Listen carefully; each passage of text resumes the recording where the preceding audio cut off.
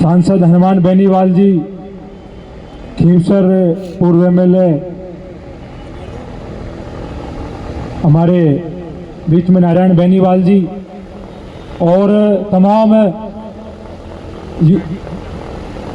मेरता पूर्व विधायक इंदिरा बावरी जी, तमाम युवा शक्ति, तमाम बहनें, सभी को बहुत बहुत धन्यवाद है कि आप इस तपती धूप में 45 डिग्री टेम्परेचर में यहाँ साथ खड़े होकर नेताजी को मजबूत करने का काम कर रहे हो और इस लड़ाई के लिए दिन रात एक करके लड़ रहे हो।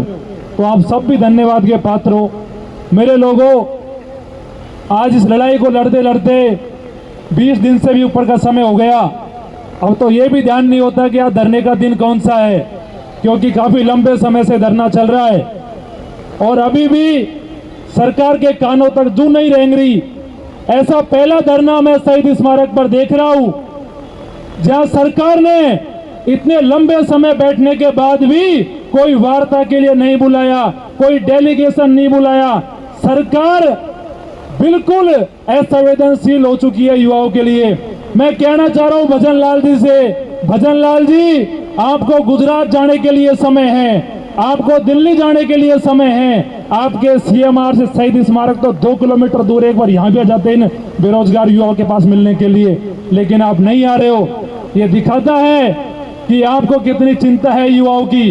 हाँ, ये बात जरूर सही है कि आपके बच्चे तैयारी नहीं कर रहे, आपके मंत्रियों के भी बच्चे तैयारी नहीं कर रहे। अब ये गरीब किसान के बच्चे हैं, बेचारे कहाँ जाए, बैठे हैं, पेपर लीक से परेशान है, इतने दिनों से मांग कर रहे हैं कि एसआई भर्ती को रद्द किया जाए, आरपीएससी को बंद किया जाए, लेकिन आप नहीं सुन रहे हो।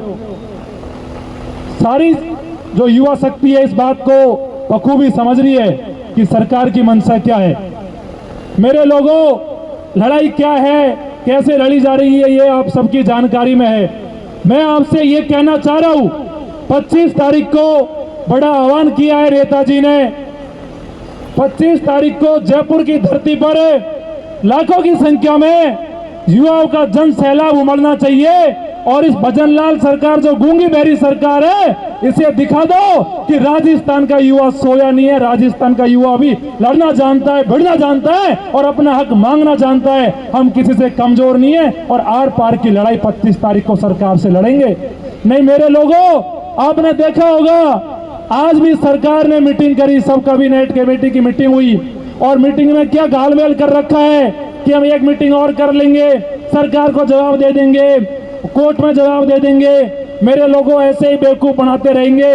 26 तारीख को सुनवाई जरूर है, लेकिन अगर आपने 25 तारीख के दिन ताकत नहीं दिखाई तो आप इस बात को याद रखना, आने वाले समय में कोई आपकी आवाज नहीं उठाएगा, कोई पूछने नहीं आएगा कि आप कहां बैठे हो। तो आप लोगों को पूरी जिम्मेदारी के साथ में जयपुर 25 तारीख को जो मैदान है मानसरोवर का है वहां पहुंचना है। साथ साथ में मैं कहना चाहता हूं, नेताजी लगातार यहां बैठे हैं। जब भी नेताजी से कहा, नेताजी ने कहा मैं तुम्हारे साथ हूं, आर पार की मैं लड़ाई लड़ूंगा, तुम चिंता मत करो।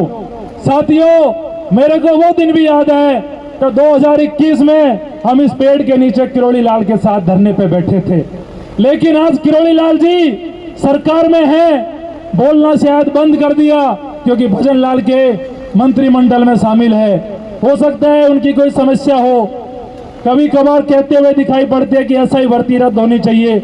मैं किरोड़ी लाल जी से भी कहना चाह रहा हूं आज इस मंच से कि किरोड़ी लाल जी, जब एक किसान का बेटा हनुमान बेनीवाल 1 महीने से अपना सब कुछ छोड़ के, सारा शादी ब्याह सब कुछ छोड़ के, सारे काम छोड़ के शहीद स्मारक पर बैठा है, तो मैं आपसे पूछना चाहता हूं, ऐसा अब इस मंत्री पद में क्या है? अरे किरोड़ी लाल जी, ये युवा इंतजार कर रहा है, मंत्री पद को ठोकर मारिए और शहीद स्मारक पे पहुंचिए। आप अगर आप नहीं पहुंचोगे तो ये राजस्थान का युवा आने वाले दिनों में भुला देगा।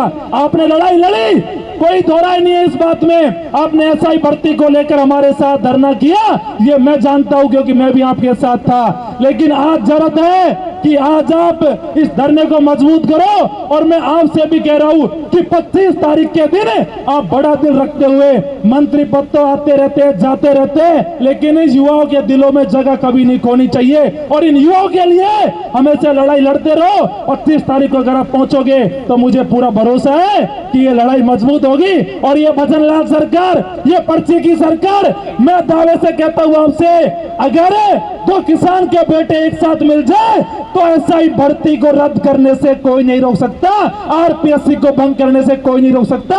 बस आपको बड़ा मन रखते हुए उस दिन 25 तारीख को साथ देना चाहिए। मंत्री तो फिर बन जाओगे, फिर पद आ जाएंगे, लेकिन ये युवा है जो अगर आज आपसे चिटक गया, आज आपसे दूर हो गया, तो ये युवा दोबारा आपके पास नहीं आएगा। मैं खुद आपके समाज से आता हूं और मैं उम्मीद करता हूं कि आप इस बात को समझोगे और इस लड़ाई को मजबूत करने के लिए हनुमान बेनीवाल को मजबूत करोगे और प्रदेश के युवाओं को मजबूत करोगे। जय हिंद, जय भारत।